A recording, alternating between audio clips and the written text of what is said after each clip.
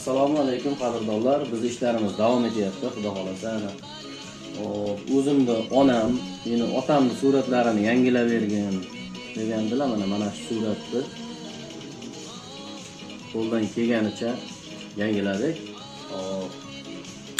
Mana shu holatga to'g'ri keldi. Mana shu holatda tayyorlandi. Xudo xolasa, sizga shunaqa xizmatlar kerak bo'lsa, aytavlasizlar.